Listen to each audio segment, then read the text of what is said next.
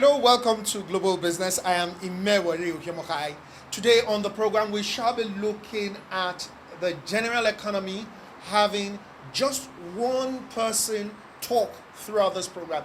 He's a business strategist. He's someone who is involved in the financial services sector, and is someone you really want to listen to. So it's the first of a two-part interview.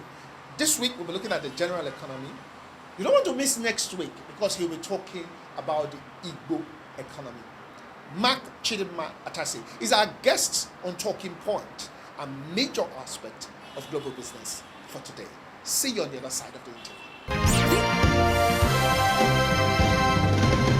Okay, welcome to Talking Point. Today we're talking with Mac Chidinma Atasie. He is a business development strategist. He is also someone who has been involved in the financial services sector for a while now. And we're looking at various issues on the economy, but we will definitely be delving into the Southeast economy. It's the first of a two-part interview that we shall be having this week and next week. Welcome, Mr. Atasie, to the program. Now let's go straight to the trending issues for about 2 weeks now. The sale of Forex to BDC operators. It's been banned by the CBA. What's your view about it? The central bank is doing what it has to do, given the situation in the country.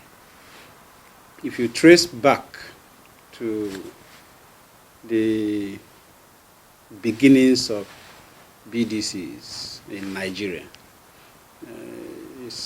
you realize that it was a time the banks didn't have that many branches. E-payment wasn't this developed. There wasn't really any major challenge with supply of foreign currency related to the demand by Nigerians. So it was a solution to enable ease of access by Nigerians or by people in Nigeria looking for access to retail Forex, not more than $5,000, as it were. So there was value. And there weren't that many of them, less than 100 BDCs to support the entire country. Over time, it's grown to 5,000 BDCs to support the entire country. And we don't have that much FX available for them to play with, to trade with. And the banking sector also has about 5,000 branches now. So the outlet for selling foreign currency advantage that the BDCs presented is no longer there. The value they presented really is eroded. Secondly, it's very possible for a bank with foresight and capacity to use technology to distribute the FX. You don't need to have BDCs to do it. An ATM can do the same thing. So that role is not really a critical role for the Nigerian economy. But it's creating problems, as we have seen, because we have 5,000 organizations helping you to distribute a smaller amount of assets or currency, with all the other underlying policy issues with how money comes into Nigeria, and so on. You see where the central bank said, we need to shut this channel down and have one channel we can control. Have one channel that we know how to regulate very well. So there are X number of banks. It's no longer 5,000. It drops to below 30. And this 30, we control them regularly. We know how to monitor them. So in terms of people who need BTA, getting that money, I think the central bank has addressed that. So if legitimately you are going to travel, you get foreign currency. Now, do you think that this will affect the price of the sale of the dollar in the market? I don't think that this will have any fundamental long-term impact on the value of the naira. Remember, okay, so yes, maybe in that manner. Because many people can now get access to the formal channel of retail FX procurement, suddenly a traveler will no longer pay 500, he'll pay 420, which is the formal rate CBN has given, right? It was 306 just 24 months ago. So we're not going back to 306. It's not going to help us go back to a stronger Naira. 420 is high. Will it reduce the spike in the black market BDC rates? It will. Only temporarily. Only temporarily. Because ultimately what determines the price of your currency is the productivity of the economy. Are we selling enough to the world? Are we producing enough for ourselves to reduce the demand for foreign exchange? Okay, let's go to another aspect. In fact, that's the aspect I want to talk about, the issue of MSMEs. You've been an incubator of MSMEs for a while now, and you're also a proponent of mindset as a success factor for MSMEs in the country. How does this apply to MSMEs? In other words, how well do you think MSMEs are using that mindset issue as a success factor? Are they using it? And how well are they using it? They say you can because you think you can, isn't it? Yeah. Secondly, if you do not know where you are going, any road can take you there. Thirdly, the glass is either half full or half empty, right? If you put water in the middle of a glass, a cup, in the middle, some of us will say, wow, this glass is half full. Others will say, wow, it's half empty. Either way, you're right. If you can think it, you most likely do it. So, the truth is, any human that cannot comprehend something cannot create it. The starting point to anything successful is the imagination, right? Is the thinking part. The other part is the doing part. That thinking part is a game of the mind. You need to see something new, different from the way that people have been seeing it. And usually when you see it, they will think you're a madman, isn't it? You leave that guy alone. He doesn't know what he's talking about. That same thing applies to the MSME sector. The average MSME guy needs to see that there is indeed an African market available to him. He needs to believe that the AGOA opportunity, the American growth opportunity for Africa, is available for him. Because if he doesn't see it, he will not make the moves necessary to do it. Why are others doing and he can't? Why are the Kenyans doing? Why are the Ghanaians doing? Why are people from other parts of the world who are also entitled to doing the same thing, enjoying that opportunity? Or even selling to the American market without that opportunity? When I say American, I'm looking at the developed world. Because for me, why do you want to spend 1 hour producing something, a pair of shoes, for a man that will pay you $3, $5, when somebody else will pay you $30? Same effort, right? So, is it that there are no machines for you, or that nobody will give you money to do it when you have the skill and the time? It's all here. You don't see it. You see only the limitation, you see only the now. But in my world, which is business pastoring, if you understand what I mean, you can be a pastor for spirits, but we are business pastors.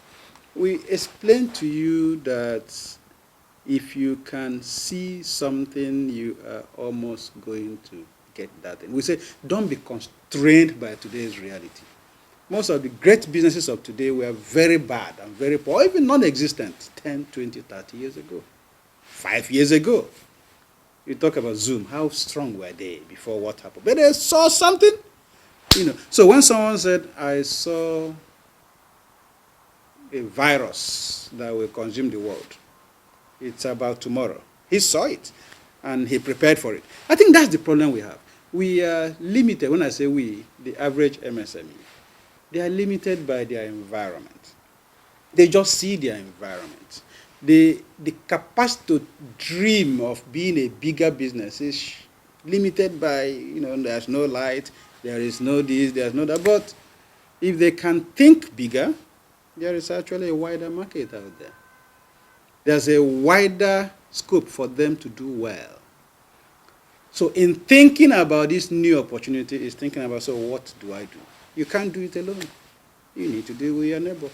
If you talk about people, the Igbos, we normally have Okeke and Sons, Okoye and Sons. We do our own thing, Very rich men, very rich men. But if they can come together as companies and attack a bigger spectrum and create structured organizations, I sense that we'll be in a position to have a Walmart, right? To have big organizations that outlive their owners, their founders. And by embracing those who have capital, because capital is necessary for you to drive growth in a business. But the people bringing capital don't need to have the idea all the time. Okay, you come from the southeastern part of Nigeria, and I know that you are working with a lot of state governments right there. Let's look at the issue of Southeast Easterners and business. The average Southeasterner is known as a businessman, an industrialist. He loves money, and he loves to do business. How do you see the Southeasterner, especially talking about you talked of the Okeke and Sons, now instead of just concentrating on their small businesses, they could collaborate and create big businesses? There's a special apprenticeship system that Igbos run. So I'm a master. I have a shoe business, or I'm a trader in stockfish. And a young man in his early teens comes in and learns from me how that business is run. I give him the contacts, I groom him, and all that. And at the end, I set him up. May do you law. May do you honor. I think it's something like that. Do you law, something like that. So I give him seed capital to start his own business. And it has worked for us. It's a form of venture capital. Because I, the master, will aggregate my own capital and give my boys. The same way that a venture capitalist will support a business. But in this instance, the only benefit I get as the master is that you served me for this number of years. You served me and learned. So it's worked. I'm thinking that it has served its purpose, but and needs to be upgraded. We need the version 2.0 of our apprenticeship system, the Igbo apprenticeship system, and marry it with significant inflow of capital from the venture capital space, or from private equity space, or from regular investors in the financial sector. So reforming our apprenticeship system will improve the entrepreneurial performance of the Southeast. So if we marry that with the fact that a company should be able to attract as many investors as possible. So I would say, if you worked in a professional service firm, the first partner gets a second partner, gets a third partner, and then gradually the partnership grows, right? I grew up in Accenture. I did Nigerian breweries, then I went to Accenture before I joined Hairs as CEO, then became the founder of Nexon. Okay, Nexon is like Accenture. Okay, so in Accenture, it was a partnership thing. At the time, between one partner and the other partner, and they make their money and they share their profits and all that. I wasn't a partner then. But as we were getting older in the firm, it became a limited liability company. But still, staff were given shares depending on your level and all that. We are giving shares, right? So if we can sophisticate this our apprenticeship scheme, because we were apprentices in Accenture. That's our land consulting. There's no university called University of Consulting. They taught me everything I know. That's the biggest university I ever attended. Everything I know. And In that process, as you grew, you're not only paid better, you get a level, you get shares. Before we came on board, you get a level, you get shares. You become a shareholder, right? Or a partner and all that. They don't leave me to go and start doing my own thing. And so what that means is the company keeps growing because human capacity is the most important thing in business. The more great people you have, the wider you can do, because each person is a platform for delivering of value if you really can keep growing. So of course, there's a limit to that. So I think that it's important the Southeast takes our apprenticeship structure to version 2.0 and turn our various businesses into companies. Because these companies will become so big that they can engage the world. A small business will struggle to provide the necessary things, especially in the third world. There's something called institutional void. We complain government should do this, government should do that. That's true. But reality, government hasn't done those things, right? So what happens is big businesses that do those things. The small one cannot. Dangote can provide his own electricity. It won't hurt him. His own security, it won't hurt him. He can even buy his way to make sure the road is safe for his people. It won't hurt him. But a small business, it can't. So, and I think they call it the kebals in South Korea. Kebals, big family businesses like Hyundai, Daewoo, and all that. We can do that. You have a man that has started his business instead of waiting for KK and Sons. That's great. KK and Sons will own it forever. They bring in other investors, right? Some of the investors will be your boys who have learned the apprenticeship way. The other investors should be pure financial investors. Let them come in. Let's create governance to give them comfort. Let's create professionalism for them to do business. Because we're entrepreneurs, we can do things. There's a lot the Aba and Southeast generally can do for Africa. Okay, so we'll hold the thought there, and we'll be back next week to continue the discussions on this issue, and we'll be concentrating on the Igbo nation and what they are going to be doing next week.